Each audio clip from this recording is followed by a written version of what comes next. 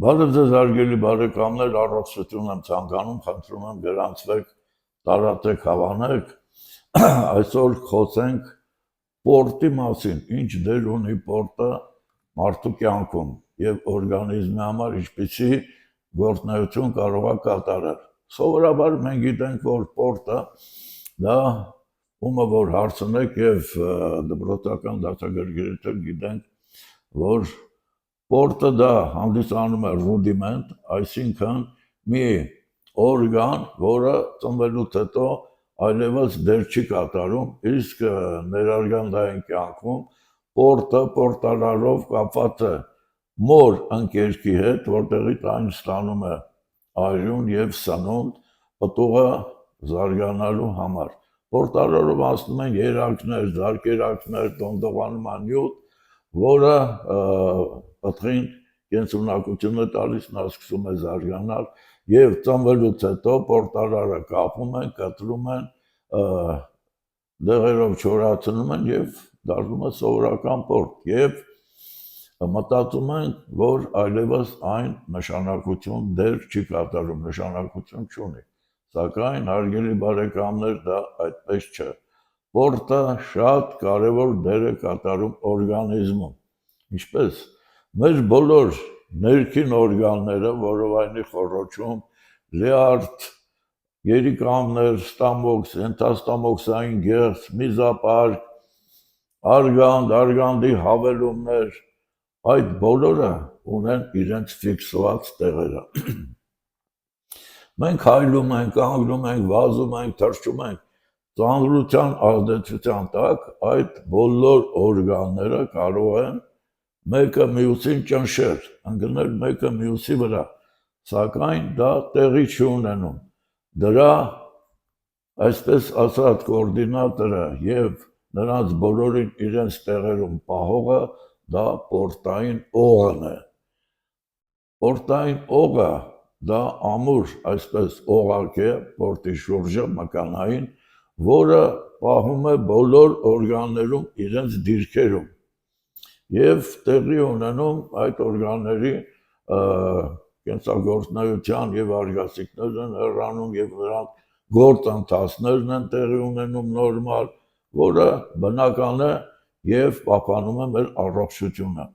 Իսկ կան դեպքեր, երբ որ պորտային օղը պոկվում է, խախտվում է իր տեղից, դա կարող է տեղի ունենալ կտրուկ ծանրություններ բարձրացնելուց, ինչ-որ, գիտեմ, աշխատանք կատարելուց եւ այլը, եւ պոչուկի վրա այսպես կտրուկ ընկնելուց պորտային օղը կարող է իր տեղից պոկվել։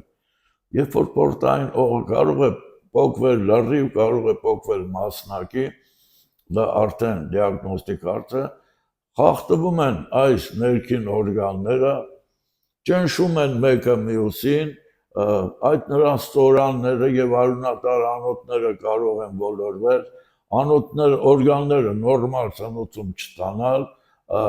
այդ ստորաններից նորմալ արտահոսքեր չլինեն, երբ առաջանում են հիվանդություններ։ Այստեղ կարևորը դա ախտորոշումն է, որովհետև եթե ճիշտ չի ախտորոշվում, ապա առաջանում են ծանր երևույթներ, ծանր հիվանդություններ եւ նույնիսկ անհրաժեշտություն է զգացվում կատարել տարբեր տեսակի վիրահատություններ։ Հարգելի բարեկամներ, եթե սպորտի օղը այդ պոկվում է, ճողվածքի առաջանում, ապա երիկամները իջնում են։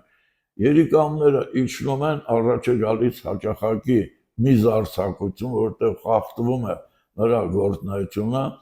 իսկ ավելի բարդ ծանր դեպքերում կարող է առաջանալ երիկամային անբավարարություն եւ ինչ որ մի ժամանակ հարկ է լինում հեմոդիալիզ կատարել, բարձրանում է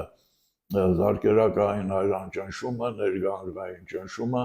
կարող է առաջանալ աչքի ախտահարումներ, գլաուկոմա, կարող է առաջանալ ինսուլտ եւ նմանատիպ երևույթներ։ Երբ ստամոքսն է իջնում, դա կոչվում է գաստրոպտոզ, պտոզ նշանակում է կախվել, իջնել, աչքի կոպներ կարող է տոզի ենթարկվել եւ այսպես կախվում է, ձեռքով են երբեմն բարձրացնում։ Նույնը եւ ստամոքսը, այն ճնշում է ենթաստամոքսային գեղձին, այդ ճնշման հետևանքով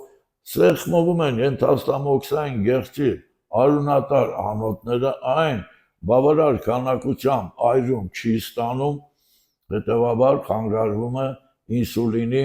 բավարար արտադրությունը, որը բնականաբար բերում է շաքարախտի զարգացման։ Երբ որ այդ կոնքի խոռոչում ճնշում է տեղի ունենում, այդ օրգանները իջնում են, ապա նրանք ճնշում են նաև ողնաշարի կողքով դուրս եկող նյարդ արմատներին, առաջանում է բորբոքում, առաջանում է նևրալգիա իր բոլոր հետևանքներով։ Երբ որ պորտի օղը լրիվ պոկված է լինում, ապա հղիները ծննդաբերության ժամանակ ծննդաբերական ցավեր չեն ունենում եւ ծննդաբերական զգացողություն կնոջ մոտ չի լինում։ Դա բավականին ծանր երևույթ է եւ ստիպված են լինում կատարել կեսարյան հատում եւ երեխան այդ ձևով ծնվի։ Մասնակի դեպքերում, երբ որ փոքր կոնքի խոռոչում օրգանները խառնված են լինում, ճնշված են լինում, ապա կարող է տեղի ունենալ վաղաժամ ծննդաբերություն, կարող է տեղի ունենալ վիժումներ եւ այլ նմանատիպ դեպքեր։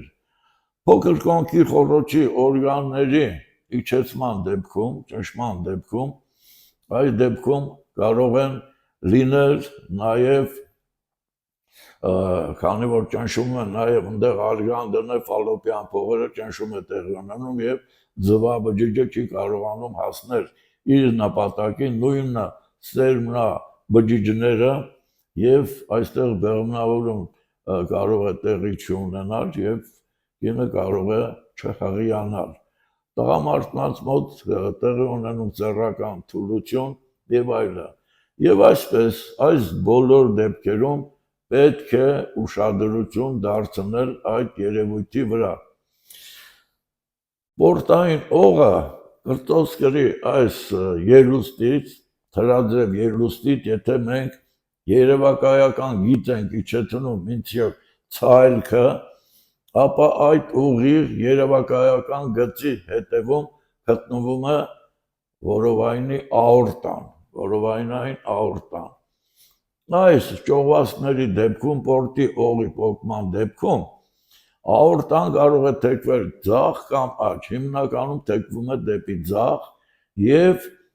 եթե մենք այսպես ձեռք տանք, պուլսացիան զգացվում է ձախ կողմի վրա, ոչ թե կենտրոնում, այլ ձախ կողմի վրա, որտեղ այն տեղաշարժված է դեպի ձախ։ Այստեղ կարող են նկատել պորտի շրջանում նաև այսպես գնդիկներ, քանի որ ճողվածք է առաջացել եւ սեղմելուց ցավ է զգացվում, պորտային օղի վրա սեղմելուց ցավ է զգացվում, այդպես կարող են ախտորոշել։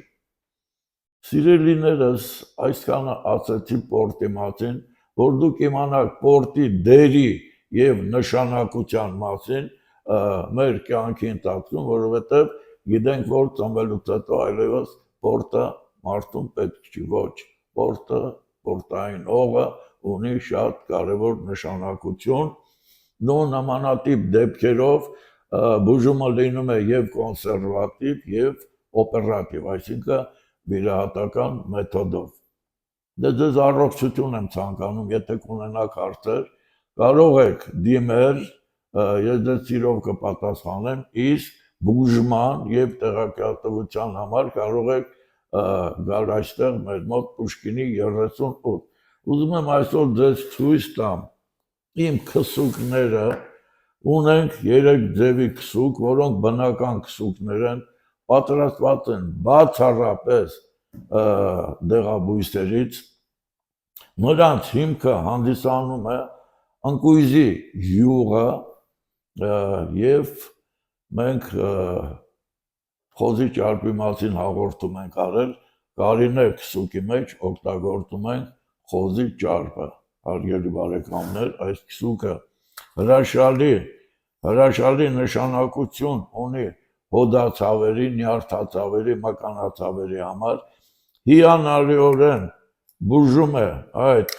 երևույթները, հոդացավերը, մականացավերը, նյարդացավերը, նաև հիանալի կոսմետիկ քսուկ է հանդիսանում, այն արագորեն ներծծվում է, փափկացնում է դեմքի մաշկը, տալիս է